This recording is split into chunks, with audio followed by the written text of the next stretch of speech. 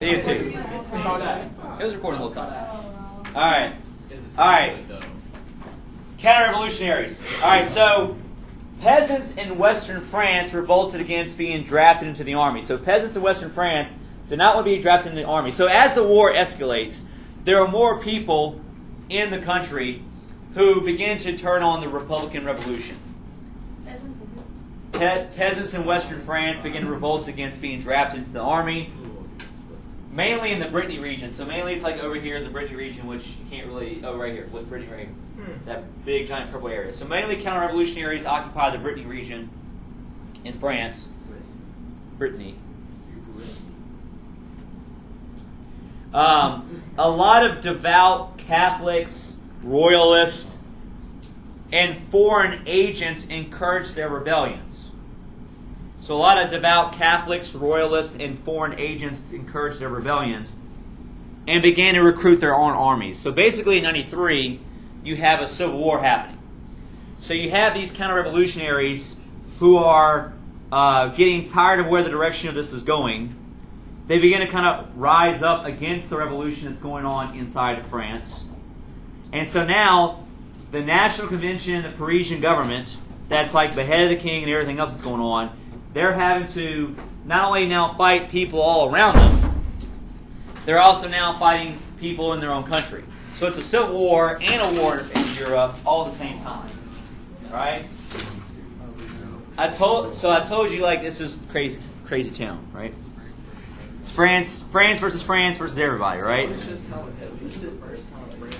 So it looks pretty bleak for the Republican Revolution at this point, but they'll prevail. All right, popular uprising. So by March of 93, the National Convention was deadlocked because of a fight between the two sides, the Girondists and the Mountain. So by March of 93, the two sides were not getting along at all. And they were locked into this political struggle for who would control the revolution of France. So the middle class were divided, which is what like these two factions are, the middle class French people. But the people, the commoners of France, will be the deciding factors. Who's going to be the deciding factor here are the people called the sans-culottes, which means without pants, basically.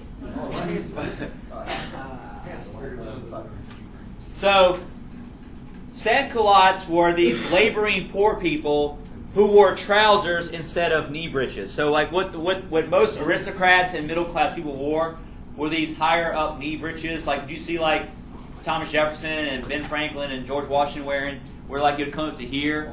They had like the stockings and it would come up to here. All right, that was what well-to-do people wore. Like middle class up wore knee breeches. Poor people wore pants. Right, they wore trousers.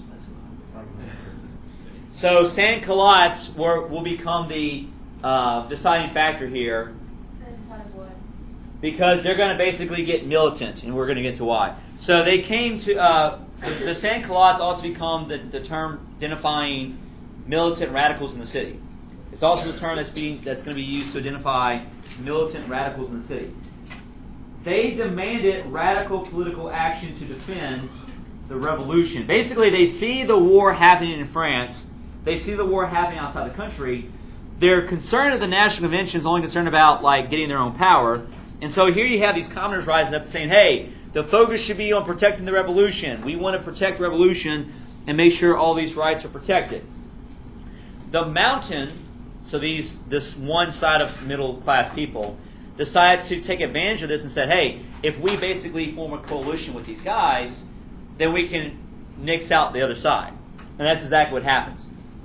So the Mountain sensed an opportunity, and in June of 93, armed sans-culottes invaded the convention and forced the arrest of 29 Girondists. So basically, all the leaders of the Girondists are arrested. They're jailed. So the Mountain sided with them or helped them do that? Basically, sided with them and encouraged them to come in there with armed revolt. Which reminds me of a gang. Yes. So they show up there with like their pitchforks and everything else they got, and they arrest all these Girondists. And so now from this point forward, the Mountain are going to dominate the convention. What? Most of those guys are going to be executed eventually, yes. For being traitors to the revolution. Wow. Yeah. Oh, just wait. All right, so all the power goes to the mountainside now. And so by April of 93, the National Convention also creates the famous Committee of Public Safety. So by April 93, they also famously create the Committee of Public Safety.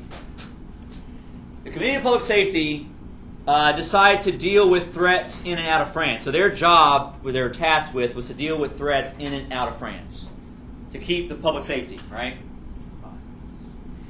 Sort of. It was led by Robespierre. So Robespierre is going to be the guy who's going to be on this committee, and he's going to be its leader over time, to where he's going to have so much power over France it basically becomes almost dictatorial, right? So Robespierre is going to wield dictatorial power through the committee and use whatever force he deemed necessary to defend the revolution, because now he can basically say, I can basically arrest or kill anybody I think is a threat to revolution. And that's what the committee is going to do. The Committee on Public Safety is going to arrest and execute anyone they see as a threat, or as he sees as a threat, to their power of the revolution. Moderates in cities revolted against the committee's power and demanded decentralized government. So moderates in cities revolted against the committee's power and demanded decentralized government. And guess what's going to happen to those guys? Counter-revolutionary forces began winning in the summer of 93, and the Republic's army was driven back from on front. So basically, they had expanded well in 92 and early 93, but they began to lose. So the Republican forces began to lose by the summer of 93, where they're losing to the Civil War with the counter-revolutionaries, and they're also losing to all the different countries that they decided to fight on the borders. Like they're losing to them too? They're losing everybody at this point. So by the summer of 93, they're losing everybody. They've been off way too much they could chew. They begin to lose. And so by July of 93, the revolutionary Republican government only really controls Paris and some eastern territory beyond it. That's all they control at this point. So by July of 93, they only control Paris and some eastern territory beyond it. But they will prevail. So let's talk about how they prevail. Wait, what did you say after the moderates revolted and demanded decentralized? You said something else, some other persons again. I said the counter-revolutionary forces began winning, the Republican army was driven back on all fronts.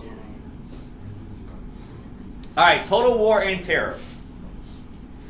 So it looked very bleak by July of 93, but just 1 year later, by July of 94, the central government had restored control, and they began to win the war again. All the wars. This is mostly thanks to the government having a planned economy, doing revolutionary terror, and instilling modern nationalism. Also instilling modern nationalism.